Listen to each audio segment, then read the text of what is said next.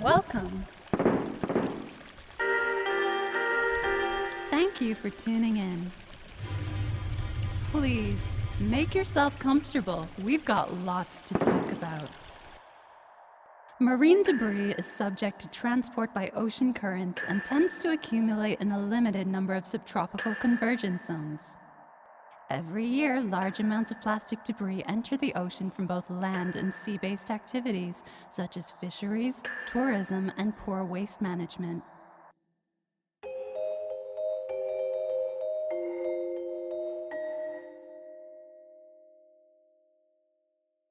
The total amount of plastic in the ocean is unknown. Plastic is found all over the world, including in the polar regions, far from its source.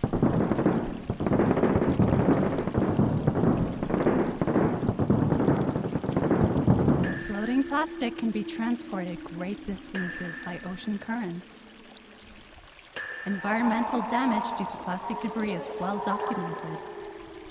It includes mortality or sublethal effects when plastic is ingested by animals such as turtles, small-toothed whales, and seabirds. Entanglement of animals such as dolphins and large whales in nylon fishing gear and other plastic debris. Damage to critical ecosystems such as coral reefs and smothering of sediments. Chemical contamination of marine organisms through ingestion of small plastic particles. Potential changes in biodiversity due to the transport of invasive species on plastic fragments.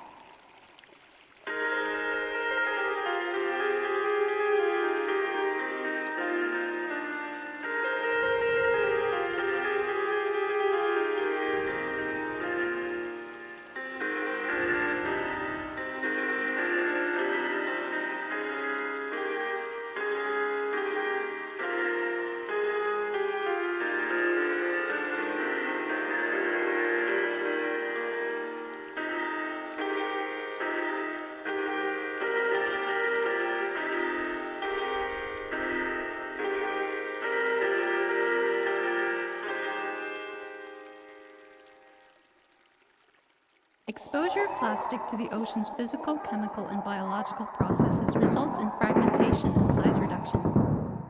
A growing concern is the possible contamination of fish and other marine organisms that ingest plastic debris and the possible adverse impacts on ecosystems and human health.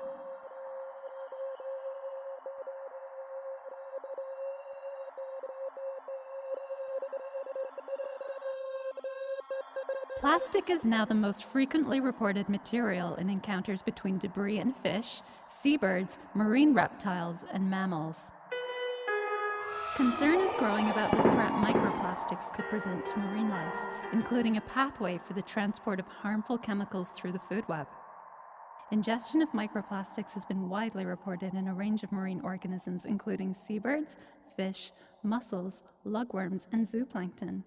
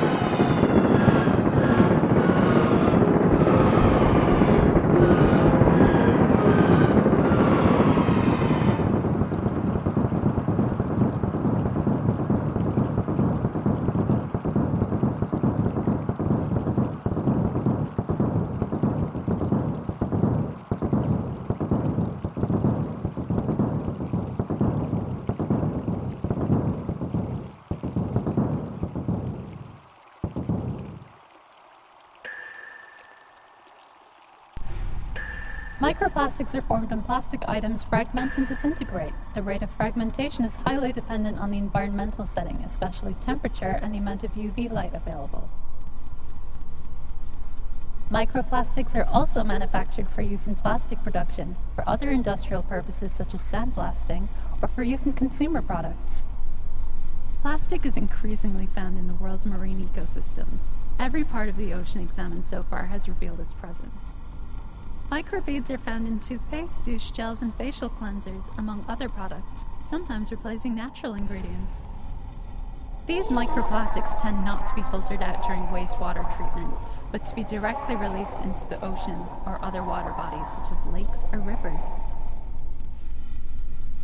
Diverse communities of microbes have been discovered colonizing and thriving on microplastics at multiple locations in the North Atlantic, described as the platysphere. One concern about the platysphere is that it can facilitate the transport of harmful microbes, including disease-causing pathogens and harmful algal species.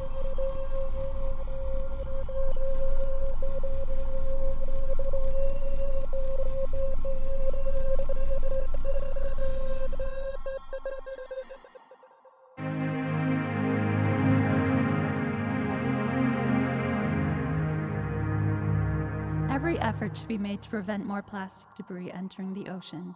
However, production trends, use patterns, and changing demographics are expected to result in ever greater amounts of plastic debris, including microplastics.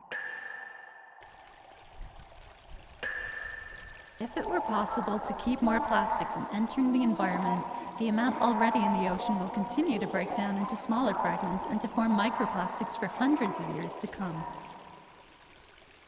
Feasible ways to remove plastic and harmful chemicals already in the environment still appear to be very limited.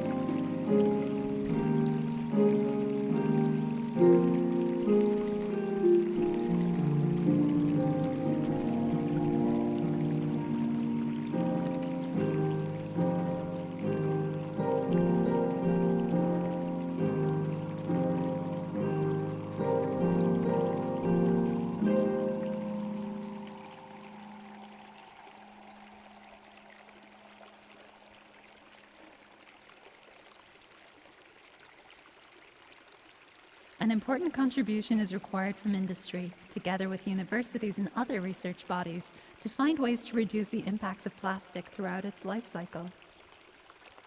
This could include research on biodegradable resins, alternative ingredients, redesigned products, and next-generation additives that do not adversely impact the environment and human health.